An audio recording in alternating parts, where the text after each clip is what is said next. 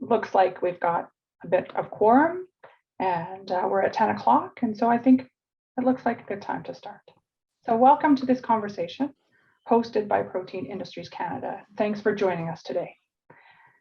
To begin, I want to acknowledge that I'm located in Treaty 4 territory, and our panelists today are located amongst the traditional territories of Indigenous peoples and the homeland of the Métis.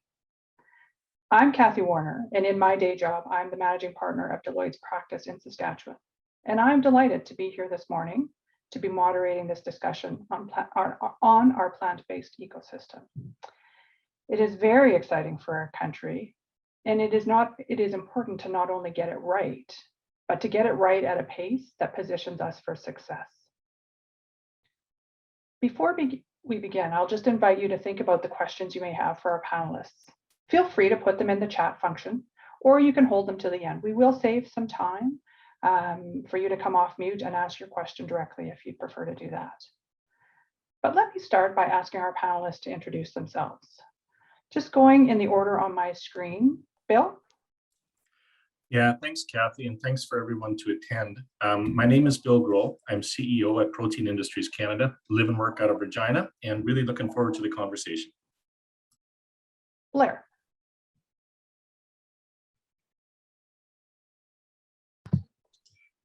Thanks very much, Kathy. My name is Blair Knipple. I am going to be one of the general partners of Canadian Plant Protein Fund #1, which is one of the projects that we're going to be talking about today.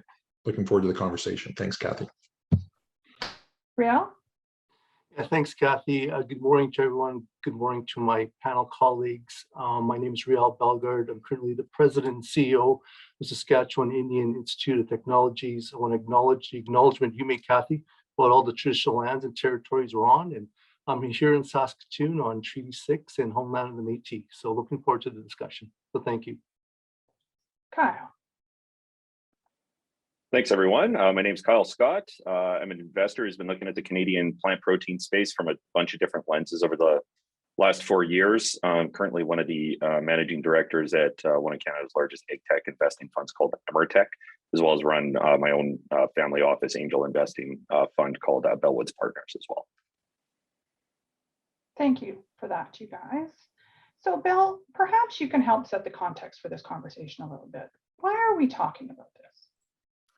Yeah. Thanks, Kathy. And I'll go back in time, maybe about 1.5 years ago, and we commissioned Ernst & Young to do a market sizing and competitiveness study, really looking at the global opportunity for plant-based foods. And they came back with an estimate that just the alternative meat market would be about $180 billion by 2035. And that's just alternative meat. If we start thinking about alternative dairy, egg fortification, high protein beverages, and perhaps some product categories that we maybe haven't even really envisioned yet, that market is going to be measured in the hundreds of billions of dollars. And I think the next thing that Ernst & Young did for us in that study is if the market is going to be this large from a dollar volume perspective, what does that mean for the requirement for processing capacity in ingredient manufacturing? And it's significant. Just to meet that global demand for alternative meat, we think we're going to need on a global basis to process another 50 to 60 million metric tons of crop. And so if you think about the volumes we're talking about to satisfy a global demand that's a once in a generation economic opportunity, we really need a lot of capital to support that. And to bring that down to Canada's perspective, we think we can supply at least 10% of that market because we have close proximity to raw materials. We've got a great sustainability story to tell on the global stage. We have inertia behind what's happening in terms of the growth of the plant-based food sector. So, I mean, there is a lot that we need to address going forward to capture that 10% of the global plant-based food market. There's things from regulatory modernization, talent and skills development, but today we're here to address the capital needs to capture that market. And we've talked to our members over the course of the last 3 years. The #1 concern they raise for us is access to capital, specifically for this sector. And I know that Kyle's going to parse out exactly what the issue and the challenge is. So I think it's really critical, really important that we're talking about the opportunity, talking about what we need to get there in terms of a capital perspective. But just before I do that, I do want to provide a little context around the global need for protein and make mention of what we're doing at Protein Industries Canada is not about trying to displace existing animal protein. I think we're aiming to provide consumers choice. We aim to supply the growing demand for global protein. And this is important, we're the only nation that woke up and thought, man, there's an opportunity out here for plant-based protein. There's a lot of nations vying for this. And so just for context for the conversation, the global protein market is growing, plant protein, animal protein, and there is a sense of urgency for Canada. And that's why this conversation on capital needs is really critical. No, thank you for that. Riel, did you have some thoughts on the importance of this conversation? Yeah, thanks, Kathy. And I think Bill painted a very accurate and impactful picture about what it means to Canada and what it means globally, right? And why it matters and why we're having the conversation today. I would look, and I know we're going to do a little bit of a deeper dive on some of this as we go forward here, but I would also bring kind of an Indigenous lens into the dialogue and conversation about why we're here today. And what an enormous opportunity we have in front of us here today to ensure there's Indigenous communities don't get left behind about the significance and the impact of this growing ecosystem, and ensuring that we have meaningful and impactful engagement with leaders and create ways for inclusive economic and labor opportunities for the Indigenous communities here in Canada, and particularly here in Western Canada. So, this matters on a whole bunch of fronts, and, I hope we can have a good conversation about why Indigenous inclusion is going to be very critical moving forward as partners and collaborators. Yeah, no, I appreciate that. So given the opportunity, this sounds like it should be easy. But Kyle, you've been working in this space for quite a while now, and it hasn't been easy, has it? No, not at all. And it's for a bunch of different reasons, but from some of the work that we've done so far today, and just from my own experience here, it's kind of an awkward transaction amount when you're talking about the specific plant protein processors, which is what we're chatting about today. From what we've seen, it's something like $30 million of equity per project, and it sort of has like this venture style risk profile with new technology, scale up risk, all these other things, but it requires quantum of dollars that you'd more see in like infrastructure style investing. And so you end up in this weird place where you'll often hear people say, oh, there's tons of capital out there, and there's a lot of money out there and all those sorts of things. And they're not wrong. It's just that it doesn't appear to be applicable or aimed at this particular industry right now. And so if you kind of walk through it from like the earliest stage to the later stage stuff, so you go from angel investors, which is like my wife and I with Bellwood's partners, you're talking about thousands of dollars or up to maybe $100,000 from angel investors into individual investments. They're usually friends and family of different folks. And if you're talking about $30 million in equity, you're talking about hundreds, if not thousands of individual investors who would be putting up a very small amount to try to fund one of these projects. And it just doesn't really make any sense. It's not really what angels are for. You fast forward to venture capital. And as I mentioned earlier, my partner, Sean O'Connor, and I, we run Emertech, which is, if not the largest, one of the largest ag tech specific funds in Canada. And we have $60 million in capital. So if you look at one of these projects at $30 million, like we can't invest half the fund into one project. And so like even at the VC level, then you start to run into some of these challenges. And then go one step further to the private equity and growth equity, which is sort of my previous posting. And these funds are usually looking for companies with significant revenues. So something like 5 to 10 million, they're usually looking for EBITDA positive or cash flow positive. And like a greenfield development absolutely doesn't have that. And so they're not really a fit for that investment criteria either. And then finally, you get into the infrastructure style folks who should make a lot of sense in terms of the quantum of dollars that you would be putting in here. But their risk profile is usually you want contracted inputs, contracted offtakes. You want to see the technology have worked at scale before, and you don't want to take those very early stage venture style risks. And so when you sum all that up, you go, yeah, there's a lot of capital out there. There's a lot of different pockets of capital and all that kind of stuff, but it's not necessarily primed for investment in this sector right now. And I think that that's where we're seeing the biggest challenges, just from my different lenses over the last few years here.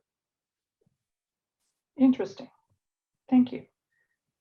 Blair, you've been working in this space for quite a while as well. Is raising capital easier elsewhere? Well, yes, it's hard to say this as a proud Canadian, but yes, it's actually easier elsewhere. So, and what the project that we're working on is actually trying to accomplish is making Canadian investors aware of not only the opportunities in making the investments in the space, but also the risk to Canada and its long-term food security if Canadian investors defer or delay. So first, there are significantly larger pools of foreign capital willing to make these types of investments. And we're seeing this in Kyle, and I've seen this in other spaces too. This isn't just capital for the food and ingredient processing sector. It's actually in the agri-technology, SaaS, fintech. They just have larger pools of capital available to them. And the other thing that's really unique is that, US and international investors and their investment teams are more predisposed to finding opportunities in Canada than vice versa. So they're competing domestically, but they're also competing in our own backyard to find these types of opportunities, which puts us at a significant disadvantage. And then second, there's a real trend in some of these jurisdictions, particularly the United States, who have federal, state, and local policies to incentivize businesses and investors looking to set up these types of long-term investment opportunities. Specifically, they're actually called opportunity zones and opportunity zone funds. And these policies look to incentivize the investors and the entities that are looking to disrupt or align themselves within industries such as the plant-based food and ingredient processing sector, which require, as Kyle had mentioned, this very unique type of patient capital that's unique to Canada, but not necessarily unique elsewhere. And I can tell you that there's several opportunity zones and opportunity zone funds that are immediately south, kind of along that 150 to 200 mile corridor south of the Canada-US border, which are actively seeking Canadian entrepreneurs to go down there and start up their businesses there. And then the other thing that you kind of weave over top of that is that, there are policies that exist in other jurisdictions, again, looking at the United States, which seek to intentionally pick winners and losers.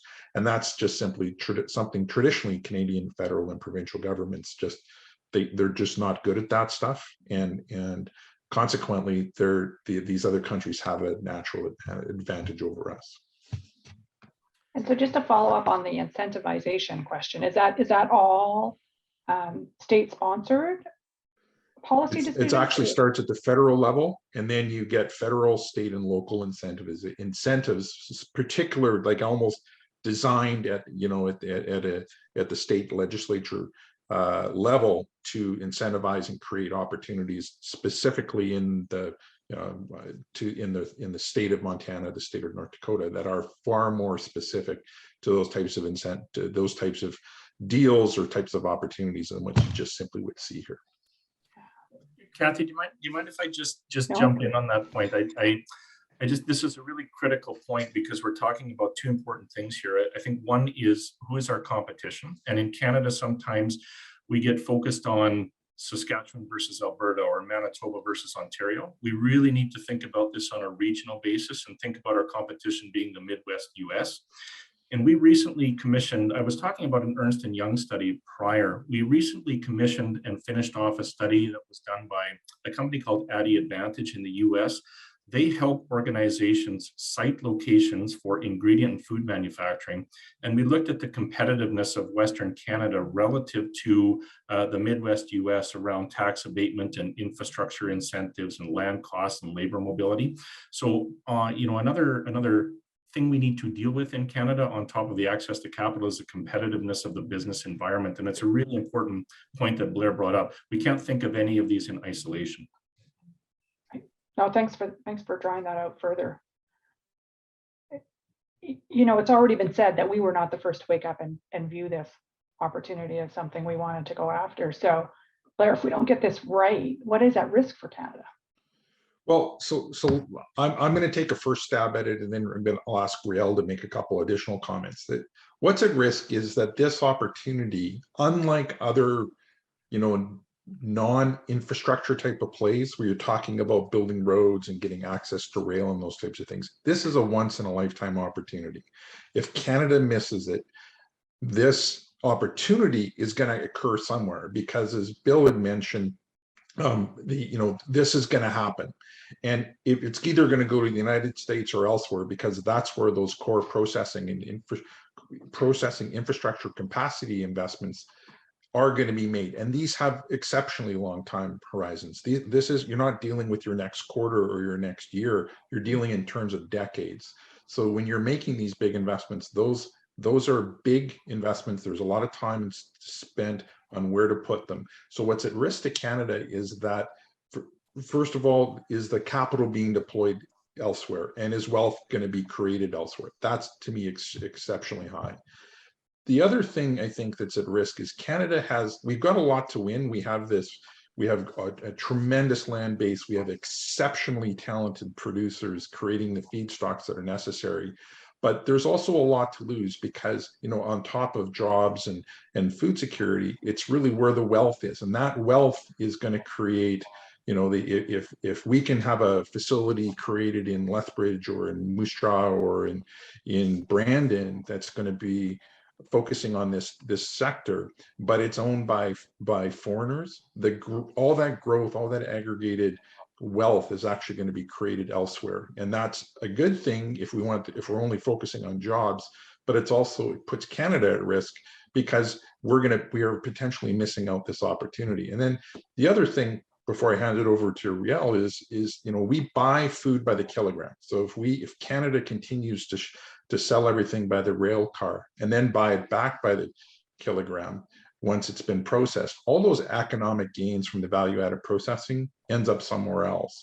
And for whatever reason, other countries see this as critical, but Canadian investors, because you can look out at the millions of acres that are in each one of the Western Canadian provinces and say, well, of course they're going to build here. But the answer is actually it's not. Other countries appear far more aggressive in terms of wanting to get that value to sell back to us at the kilogram, or sell us back food products at the or on a per kilogram basis. But Canadian investors are just more complacent about it for whatever reason. Riel, I know you had a couple things on that too.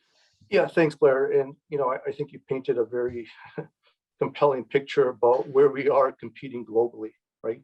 And I think it's fair to say other nations in the world are certainly a step ahead in understanding the risk, particularly to their food and supply chains. So obviously the risk of not acting now and delaying execution here in Canada is big for us, right? Given obviously what's emerging just south of the border here.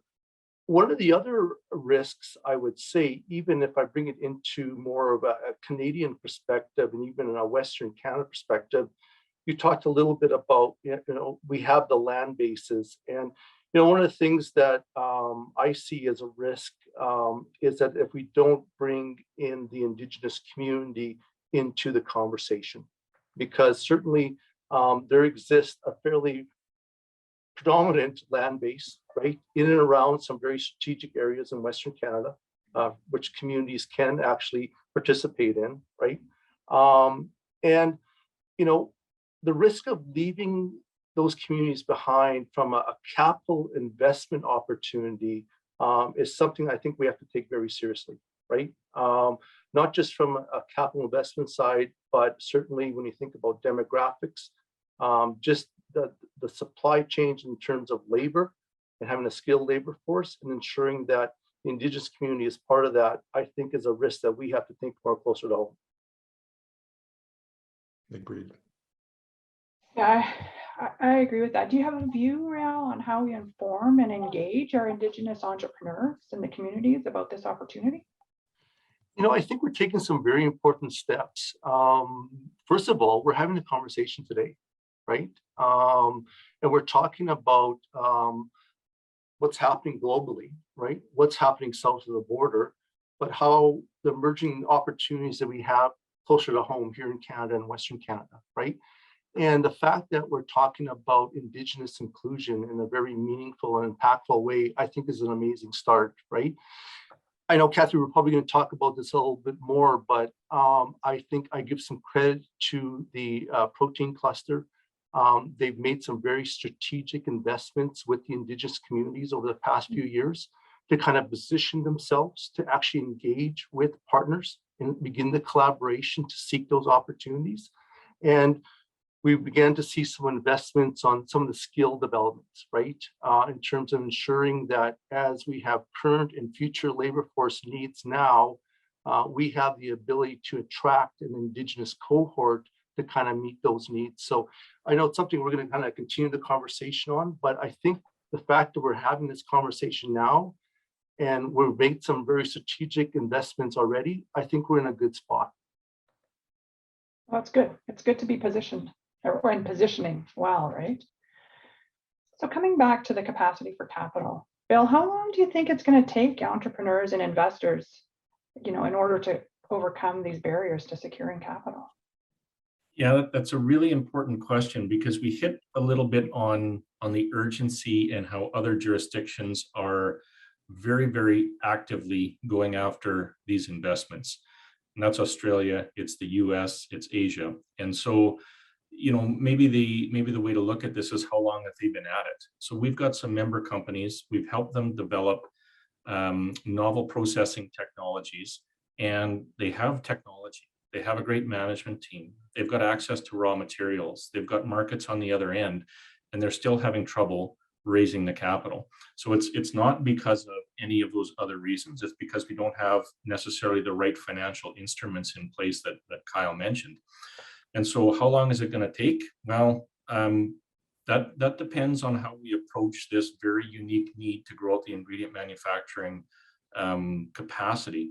And we've been talking a little bit about it, but time is really of the essence here. There is an urgency question.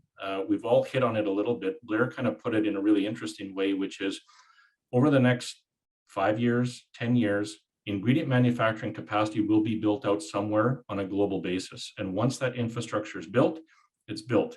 And I would just look to, the most famous example we have here in Canada, which is the Roquette plant at Portage la Prairie, Manitoba. That's an infrastructure piece that's not mobile. Nobody's picking that up and moving it across the border. So we do have a sense of urgency. We do have to address it with new approaches to investment. And we've been at it for a while and we haven't been successful. So it's time to take a new approach.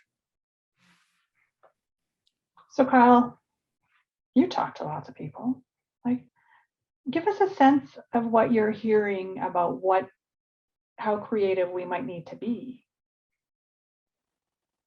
Yeah. So the answer is not that creative, to be honest with you. The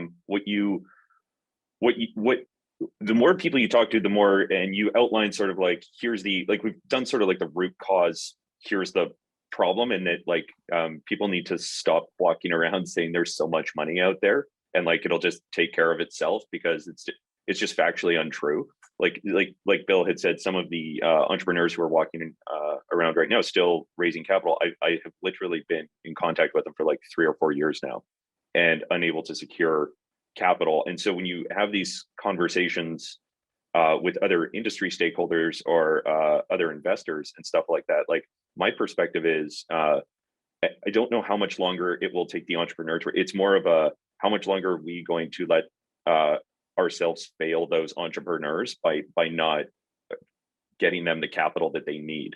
It feels very much to me like it's at a point, for all the reasons that everyone outlined, of as a community within ag and within the capital community, we actually have an obligation here. And as an investor in the broader ag tech space, so right now we're zooming in on plant protein, but if you're investing in the broader ag tech space, how could you have to be rooting for this to be violently successful and for billions of capital dollars to come in to be building these processing facilities in Canada, because it's nothing but accretive to the entire industry. And that's not specific to ag tech. It happens to be a great tailwind for all of ag tech and all that kind of, but it's actually no matter what you're investing in Canada, it's a huge tailwind to you. And so the conversation to get people up the curve on what this asset class is, how it works, where the opportunities lie, and what those global macro factors are, that's sort of the long pole in the tent. I think once you do that, there's probably 4 or 5 different ways that you could go about actually attacking the problem and accruing a pool of capital that can actually help and support our entrepreneurs that we desperately need.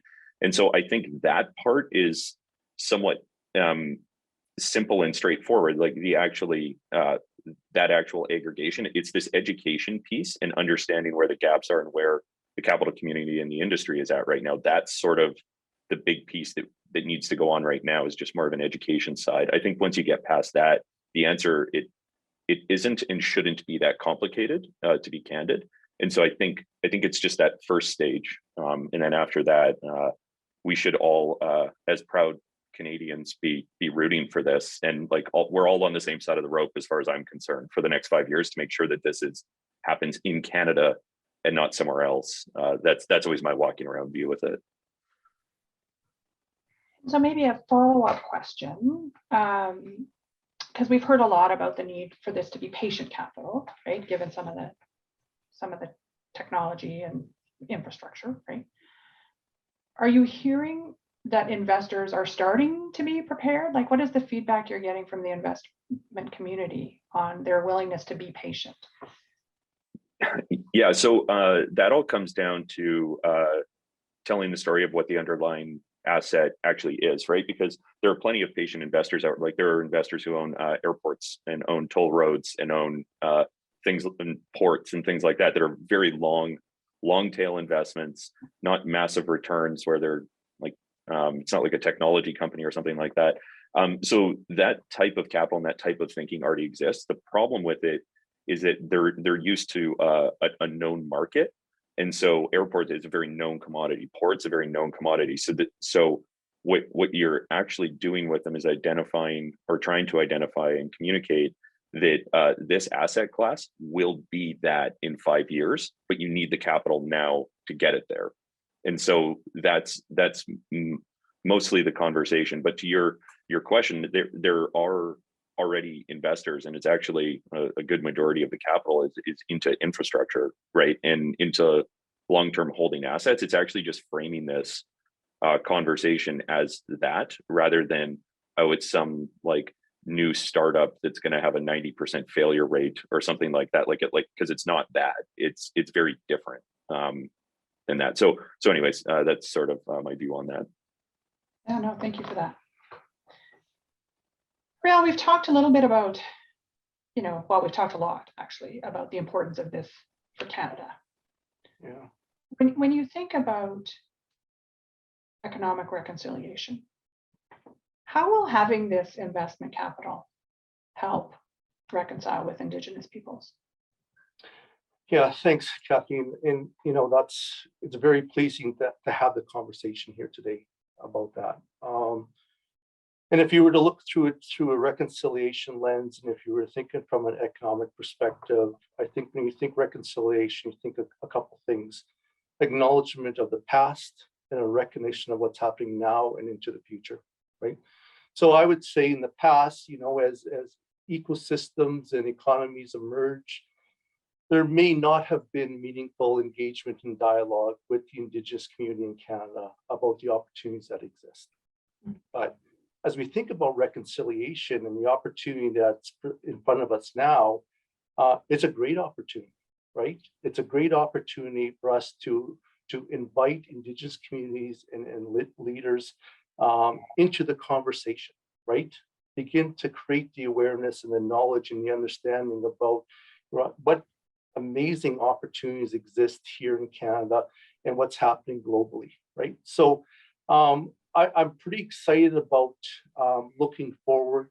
As we think about the impacts this has on existing entrepreneurs, how do we grow a cohort of Indigenous entrepreneurs within the ecosystem, right? It's a great opportunity in front of us, right? when we think about Western Canada and we think about labor force and skill development, how do we ensure that when you think about demographics, one of the emerging populations is the Indigenous community? How do we get more Indigenous inclusion in the current and future labor forces, right? And I would say, writ large, agriculture has been one of those key foundations for Indigenous communities in terms of building local economies, right? How do we elevate the discussion and bring those opportunities into this new opportunity around growing an ecosystem here in Canada? I will say that Indigenous communities here do have a very good track record of building collaboration with partners. I think about things about tourism, forestry, the gaming initiatives here in Saskatchewan, right? So there's already models that exist within tribal councils communities to collaborate and engage, right? But I think when we think about reconciliation, and I'll go back to what I said, the fact that we're having the conversation right now and putting it in front of us as an opportunity, I think is very meaningful. And I think there's a couple of key things, Kathy, I'd like to identify that we're doing, maybe in a little bit more detail. We are going to plan, we'll be working with Kyle and Blair and other good colleagues and folks at the cluster about bringing a summit together. Let's bring Indigenous leaders and communities together with industry leaders and talk about these opportunities and begin to connect dots, right? So fostering that understanding and awareness, right? We're going to continue to work with the folks at the cluster in exploring how can we begin to grow the skill sets, right, that are needed to meet the current and future needs right now. They've made some very good investments. We're exploring micro-credentials here at SIT for Indigenous learners. And the whole idea is the ability to have a labor force of Indigenous folks ready to meet the needs now and well into the future. But I think at SIT, we're also very compelled about building pathways, right? Building blocks that we can provide a foundation of skills where those individuals can actually go on to pursue higher education, right? And going to the other colleges and universities that are growing these programmings within the industry. So there's a couple of really important things there. The one piece that I'm really excited about is we've already began the work on building a coalition of First Nation investors here in Saskatchewan. So the work that we're doing with Kyle and Blair, led by the Battlefords Agency Tribal Council, really is to begin to bring a coalition of willing First Nation communities and tribal councils from an investment capital side, right? So scope out what the opportunities are, define the impacts and the benefits they will have on an investment, and create that opportunity to actually have them as full investment partners, capital partners as we move forward. So I'm very pleased that we've come a long way. A lot of work to do, a lot of heavy lifting still to do on that side, but I would say we're off to a really good start. I wonder, Kathy, if I can just expand on one thing that I found. Again, I've been very fortunate to be working with Riel and Battleford Agency, specifically Neil Sasakamoose on this. The level of sophistication cannot be understated here, because they very quickly got what this opportunity was. They don't necessarily understand the sector because this is new to everybody. It's not just Indigenous investors. It's a lot of other people are trying to understand it. But the sophistication that and the approaches that Battle Agency tribal chiefs and Neil and with the help of others as well, is incredible in terms of bringing this coalition together to look at these types of opportunities. And I think the legacy from that will be how to make these things work, not just within this sector, but within other sectors too. It's been just totally eye-opening for me, and very, very positive experience all the way through. So, oh, that's fantastic. Rael, we've got a question from the audience. And it relates to one of your earlier comments about the strategic investments that were made in the protein space from an Indigenous perspective. Was it a direct investment in protein fractionation company or something else? I don't know if how much you're able to share, but whatever you can expand on, we've got a question on that. What I can say is this, and obviously I don't know a lot of the specific details on the specific investments, but I know there are some investments in some tribal council areas that are really creating an opportunity for tribal councils to engage with industry partners, right? To collaborate and seek out those opportunities that exist right now and well into the future.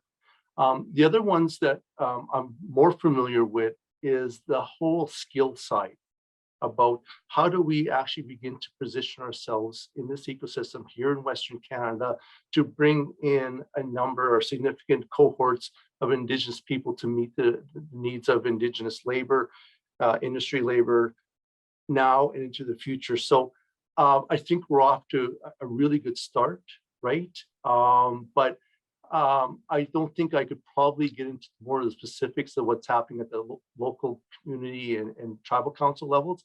All I know is I think we're actually doing a lot to position ourselves now on some very important fronts.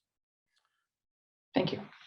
Kathy, I might just add to that in terms of the work that we're doing with Riel and his group at Protein Industries Canada. We've supported a project led by Indigenous Works, which is a not-for-profit organization across Canada that is really looking at defining economic opportunities around First Nations engagement. They're working to develop us a strategy that we can take forward into the future investments of Protein Industries Canada around inclusive growth and economic reconciliation. I think a few things that are coming from that is one of the things that Riel was hitting on before about having to think about this from a holistic perspective. We can't just think about this in terms of investment, or we can't just think about this as skills development. We have to think about it a little more holistically. So maybe we're rewriting history a little bit in terms of the approach that we're taking, but what I've seen emerging is, yes, we're talking about investment and we're talking about skill development at the same time, and bringing those forward at the same time as we're having First Nations contemplating investments in what it is that we're doing, and at the same time micro-credentialing and skilling, and just we need to think about it. That's the work of Indigenous Works. If anybody is interested in hearing more about that, we can have an offline conversation, but we hope that we're setting ourselves up for better inclusion and engagement on a go-forward basis. It comes back to one of the earlier comments, right? Like, this is a once in a lifetime opportunity on so many levels, really, right? Oh, gentlemen, we're fast running out of time here. So we're going to open up, I think, for questions. But before I do that, I know you guys are all very passionate about this topic. If there is one compelling point you want to make just before we turn the floor over to some of our attendees for their questions, I would invite you to do that. But if you're prepared to wait, we can take the questions.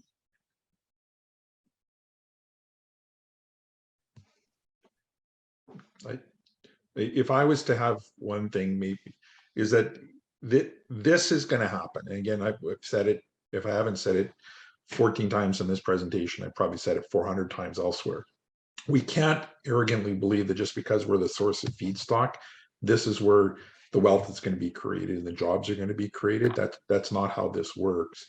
And I think that to the extent we can build what I would call it a moat with capital, with investment capital, with good entrepreneurs, we can keep that wealth and those opportunities in Canada. And if we don't believe that Canada has the right to win, we probably shouldn't be attending this seminar.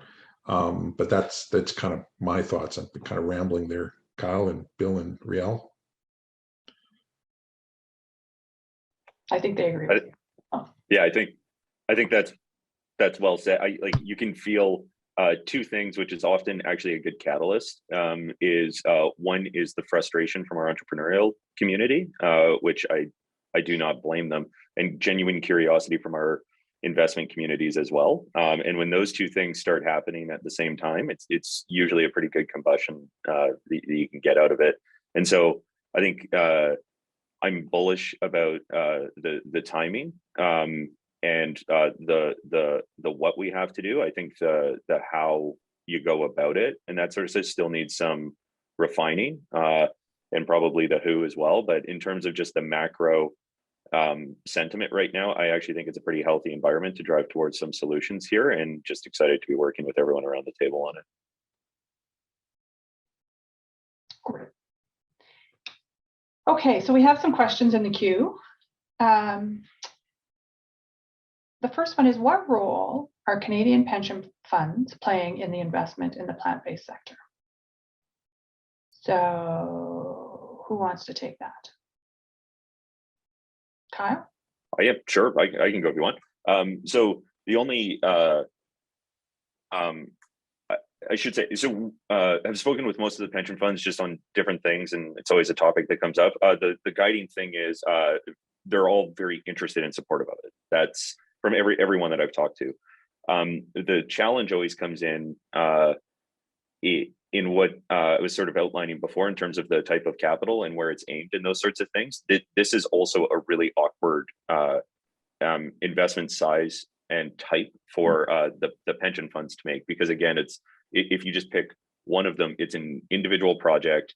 The technology has rarely, if ever, been proven at scale, so it's highly risky. It's a lot of money. There's no guaranteed offtake out the back end, so that you know you're covered and can cover your operating costs and all those sorts of things. So it's as challenging for pension funds as it would be for any other investor, because they operate just like any other investor would. I think CPP probably has the biggest investment from the pension funds in the space, if memory serves me right. But it wasn't into the processing capacity. It's later stage into like branded products and stuff like that, like in the food and beverage, which right now is where across North America most of the capital is going, is actually into like, think about like Beyond Meat and then like the 300 variations of that down the chain. That's where most of the capital is going right now, which is a conversation that always ends up coming up. Is you talk to the people who are investing in that, you go, so where do you think they're going to get their like protein from to keep growing their business? And then you often get kind of like a dead stare and those sorts of things of like, where is it all going to come from? Because at the rate it's growing right now, we actually need significant amounts of incremental capacity. And so I think that's the biggest investment, if memory serves me right, that the pension funds in Canada here have made into a specific asset. But it's equally as challenging. I would guess, I shouldn't speak for them, but it's equally as challenging as it is for any other investor type, because they operate just like any other investor would. So you've partly answered another question, that what is stopping the investment funds from flowing? With just the risk and the dollar size and all of that. Yeah. So that sort of just comes back up to our earlier conversation. Like, it's single project risk, single technology risk, no offtakes, awkward check size compared to risk profile and duration of investment. So it's got this feel of very early stage, requires angel or VC capital, but the check size of infrastructure and private equity people, but not the revenue and cash flow of private equity and EBITDA people. So you end up in this weird, it checks half the boxes over here and half the boxes over here. So everyone's a no. And that seems to be the consensus right now. So that speaks to the complexity you talked about earlier of the education, right? Of the investors and how to get them. So what is the next steps with regard to that education? How are we going to address those issues? Yeah. So working, this is there's a bunch of different ways it's going on, but Protein Industries Canada is doing an amazing job on that with investor outreach and coming up with a whole sector capital strategy as well. And then a part of the work that Blair and I are doing with Riel as well is doing just that, is laying out this. Here's what the challenge is right now. Why aren't investment dollars flowing into what is an obviously positive macro story? And then identifying what could some potential solutions be at the end of the day. Our hypothesis right now is that you would need to find investors who understand the story and want to take more of a portfolio approach to the industry by accruing capital into some sort of vehicle. I hate using the word fund because fund just like means one specific, so into a specific type of vehicle that could then be deployed across like 6 or 7 different processors. So no one's taking individual project risk. You're not taking individual technology risk. You're just betting that Canada's going to win in the plant protein space. So if you think about it, like instead of running around and purchasing individual stocks as a retail investor, you're like buying ETFs so that you're getting, or index funds. So you're getting more broad exposure. And so that's one of the concepts that we're playing around with right now as well, and will be sort of one of the outputs of our work here. Either you or I just froze for just a half a second there. So. Bill, I don't know. Did you want to add anything to that commentary on the education piece? Yeah, no, it is an important piece, and I reflect a little bit. I've been kind of knocking around Protein Industries Canada for the better part of 3 years, and we start talking to our members right off the bat because we're trying to design an organization and make sure that we're meeting their needs. And we hear really consistently it's access to capital is the challenge, and so we go and start telling that story. It falls on deaf ears, and so there really is this need to educate the sector. And that's partly why we did some of the work with EY to try and scope out the global opportunity and try to drill that down to what is the capital requirements and the needs for capital. There was a recent study by the Good Food Institute that came out and said the global need for capital and ingredient processing capacity in the next decade is $27 billion. And so the need is there. And so it's incumbent upon all of us to educate the capital community about the opportunity. Okay, here's a question that starts with some insight. So I'm just going to read it. Given the heavy capital requirement for this space, one of the key requirements is to have offtake agreements in place, as you've spoken about, Kyle. I imagine this will be a significant hurdle and risk for the entrepreneur. Risk factors would include the delivery date, meeting quality requirements at a future date. Any suggestions on how to bridge this gap or examples of success stories to date? Oh, I wonder if I can take that one, Kathy. So bridging that is in this space is not impossible, but it's close. You certainly see companies, again, publicly known information here. Like, for example, I think it's Beyond that contracted with Roquette to do substantial supply of their necessary protein isolate. So you find, you have a need, and I think, and I'm going to say this wrong, Kyle, because Kyle and I have talked about this, but I believe Beyond calls this an existential risk to their business, if that's the right phrase. So you don't typically see somebody taking that, acknowledging that risk, but then successfully addressing that by having somebody like a Roquette that can actually go and supply that. Now, I know that Beyond is also looking at other suppliers for it, but you just don't, in this space, you just don't have companies, those retail companies or retail branded companies that have that need that for sure you can bet on somebody. So I don't know, short of using Roquette as the only example, I think that's probably one of the few examples. And again, I know that there's other people in this space too that are getting closer and closer to that. But I don't know how that would ever happen. It's just not the way that the food business works. So me having spent 6 or 7 years in this, that was a big challenge when we were standing up the Verdient plant for, and I think it exists as a threat all the way through. You just don't see it until they know you can produce it. You can't sign that contract. Different than it's different than a power purchase agreement with energy and those types of things. It's literally the way they do business. Kathy, can I add to that? This is going to be completely self-serving, but this is partly why a recapitalization for Protein Industries Canada is critical. So what we've done in Fund 1 is help develop novel processing technologies. What we need to think about in the future is de-risking further innovation to scale up those technologies to help bridge this gap between novel processing technologies, the creation of new ingredients, and the scale up and eventual commercial sale of those ingredients. And so again, just pulling on this thread of making sure that we're thinking about this holistically and helping companies scale from novel processing technologies, de-risking innovation, helping them find the capital. We have to think about it along that continuum, but it's really critical that we keep building on the processing technologies that we've supported in Fund 1 and scaling those technologies to address exactly this issue in Fund 2. That was perfect, even if it was just a little, it was perfect. That's a very good response. So,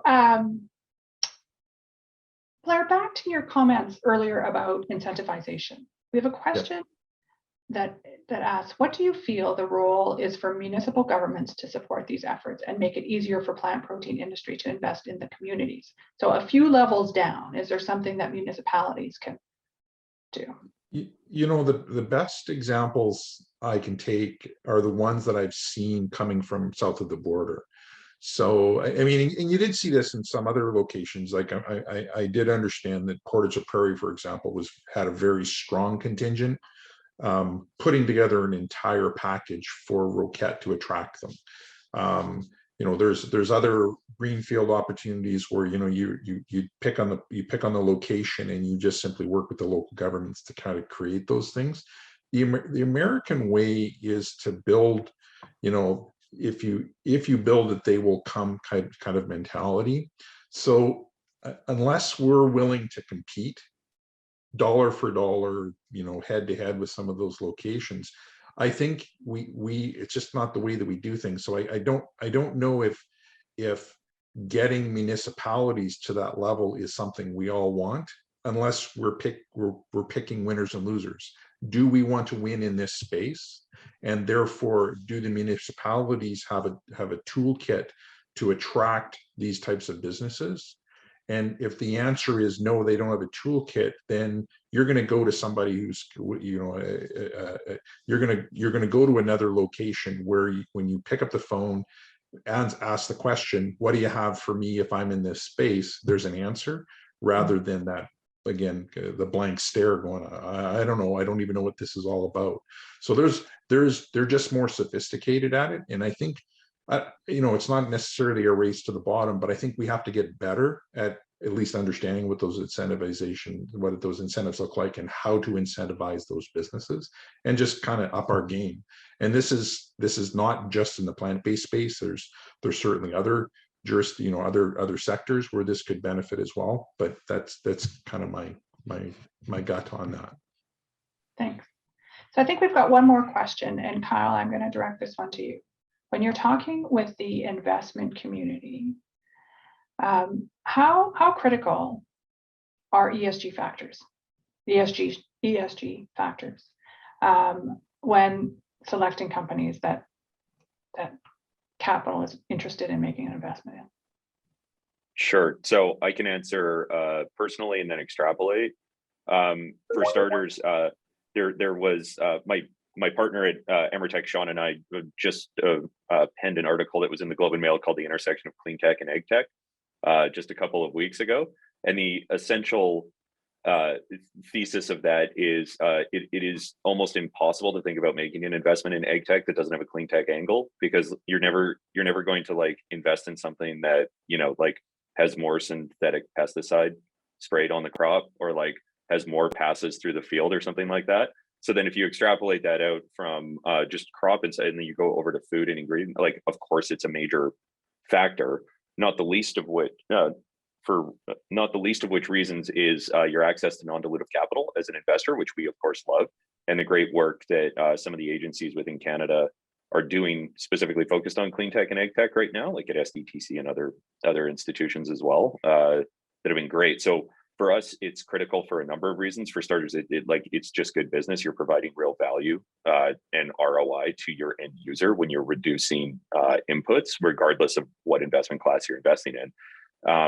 And then more broadly within the capital community, if you think about on the plant protein side, like there is a very compelling case when you start digging into the actual numbers around a bunch of different factors. One of my favorite is around water.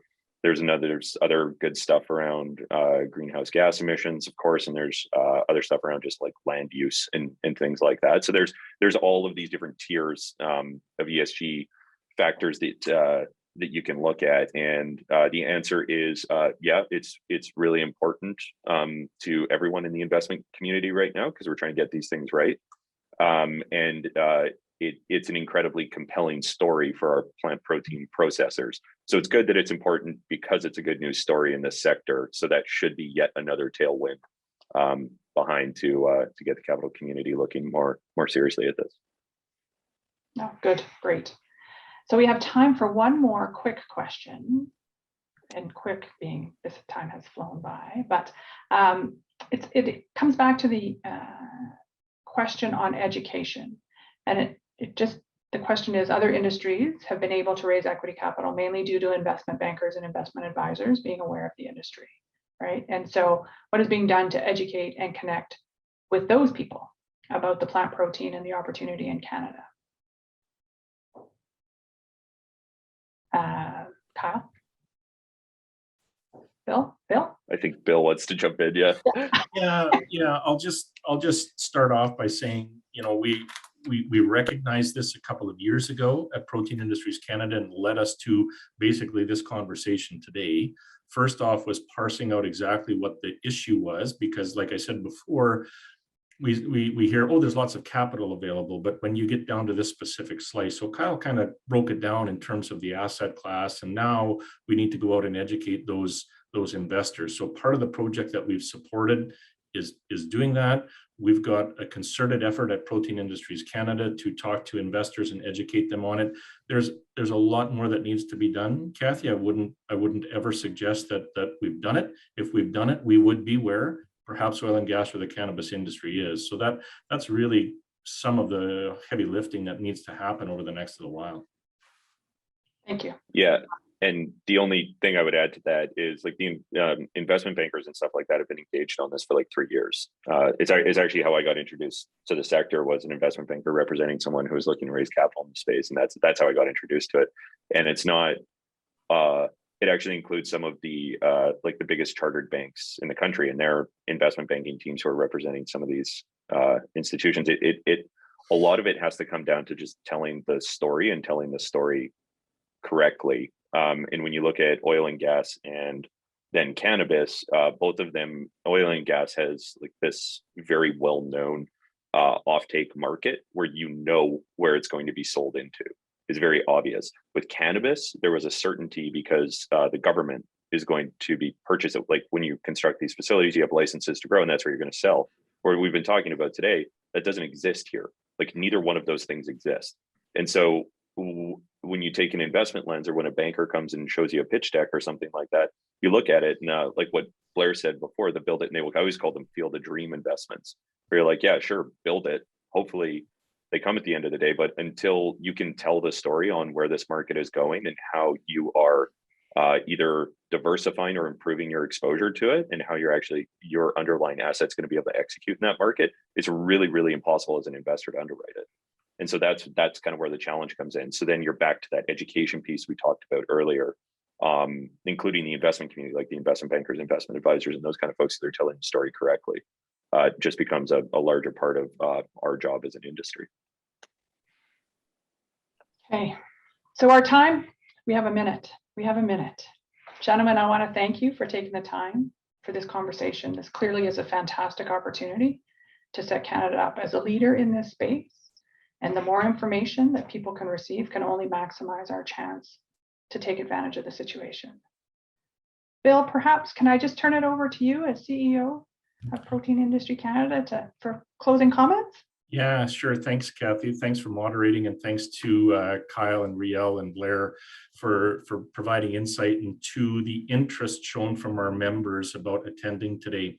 I reflect on conversations with my board over the last 18 months, the strategic imperative, the most important thing we think we need to do to grow this sector to 25 billion in Canada is investment into ingredient processing capacity in this country, because it's the foundation of what we will build a successful plant-based food sector on. And so, and capital is just a critical piece. So appreciate the insights, and thanks to all of our members and stakeholders who attended today.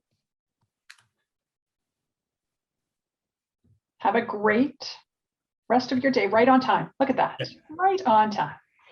Take Thank good you. care. Thanks.